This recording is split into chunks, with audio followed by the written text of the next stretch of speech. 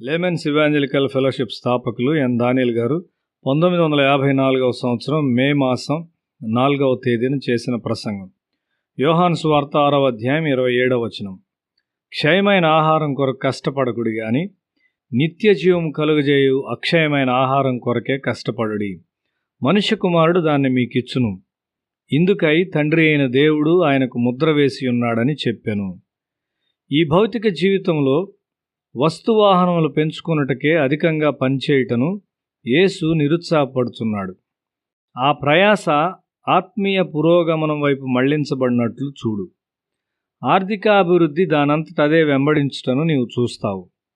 సామ్రాజ్యవాద లోకము ఒక సామ్యవాద సమాజముగా మారుచున్నది. లోకము సామ్రాజ్యవాదమునకు వ్యతిరేకంగా తిరుగుబాటు చేయునని యేసు ఎరిగి ఉన్నాడు. యేసు ఎన్నడూ ఐశ్వర్యంలో నమ్మకం ఉంచలేదు. అవును, తండ్రి మరణించిన తరువాత కుటుంబాన్ని పోషించుటకు ఆయన వడ్రంగిగా కష్టపడి పనిచేశాడు. ఒకడు తన బలమును శక్తినంతటినీ కేవలము తన జీవనము కొరకే వినియోగించకూడదు. ప్రయాసపట్టుటకు ఎక్కువ ప్రాముఖ్యమైన నిత్యమైన విషయాలున్నవి. ఇవి ఇతరులెవ్వరి నుండి రాలేవు గాని తండ్రి అయిన దేవుడు ముద్ర వేసిన యేసు నుండియే వచ్చును. మానవుల కొరకైన ప్రేమ ప్రవహించు హృదయంలో నుండి ఈ మాటలు రావలసి ఉన్నవి.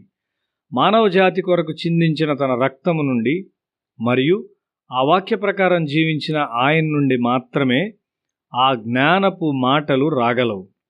ఆయన తన ప్రాణమును అర్పించవలసిన సమయం వచ్చినప్పుడు ఎంతో అవమానకరంగాను నిర్దాక్షిణ్యంగాను మరణించుటకు ఆయన సందేహించలేదు.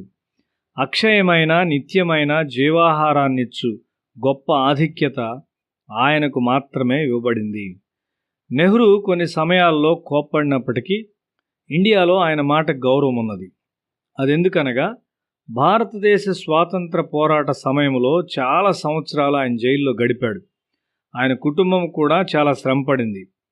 ముందుగా తన తండ్రి చనిపోవుట ఒక విధంగా ఆయన జైల్లో బాధను అనుభవించడం చేతనే కాబట్టి ఆయన మాట్లాడినప్పుడు భారతదేశ ప్రజలకు ఆయన మాటలు బలమైనవిగా ఉన్నాయి.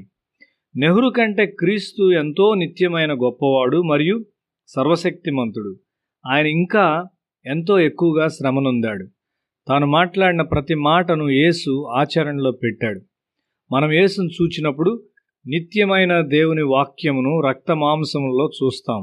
ఆ వాక్యముగా జీవించుచు ఆయన తన జీవితంలో ఎన్నడూ ఓటమితో బాధపడలేదు. ఆయన బోధించిన దాని ప్రకారముగా జీవించాడు మరియు వాటిని మన కొరకు రక్తములో రాశాడు. ఆయన హృదయము విరువబడింది. అప్పుడు ఆయన తన ఆత్మను సమర్పించాడు. ఒక శతాధిపతి ఆయన ప్రక్కలో ఈటతో గుర్చుట ద్వారా ఆయన మరణము పరిశీలించబడింది. మరణించినప్పుడు ఆయన చిందించిన రక్తము ఆయన ప్రేమను ప్రకటించున్నది. జీవములో మరియు మరణములో ఆయన సత్యమునకు నిత్యమైన సత్యమునకు చెందినవాడై ఉన్నాడు. శిలువ మీద ఆయన మరణం యొక్క అధికారము ద్వారా ఆయన సందేశం మనకు వచ్చున్నది. ఓడిపోయిన సమాధి యొక్క అధికారము ద్వారా అది వచ్చుచున్నది. మానవ స్వభావమును అంతం వరకు గ్రహించు ఆయన నుండి అది వచ్చుచున్నది. ఆ విధముగా అది ఒక ఎదిరించలేని సజీవమైన శక్తితో మన యొద్దకు వచ్చుచున్నది. నా శరీరము తిని నా రక్తము త్రాగుము అని ఆయన చెప్పుట్లో ఆశ్చర్యమేమీ లేదు. ఇది ఒక మర్మమైన ప్రకటన. ఆయన నరముల ప్రతిస్పందన మరియు ఆయన శరీరంలోని కణములు దేవుని వాక్యము నెరవేర్చినవి. కాబట్టి నా శరీరము తిని నా రక్తము త్రాగి ఆ విధంగా ప్రయాసపడుడి అని ఆయన చెప్పాడు. జీవనమునకై సంపాదించుటకు పనిచేయము, అయితే ఉన్నతమైన జీవితమును సంపాదించుకొనుటకు ఎక్కువగా కష్టపడము. యేసు కలిగి ఉన్న అధికారమును ఎవరూ కలిగి ఉండలేదు.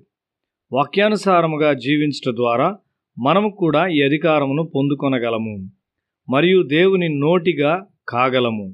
నీ ఆహారము కొరకు పనిచేయము గాని ఈ వాక్యము నీ జీవితంలో ఉండుటకు నీ గుణశీలము సజీవమైన వాక్యముగా తయారవునంతగా ఇంకా ఎక్కువగా కష్టపడి పనిచేయము.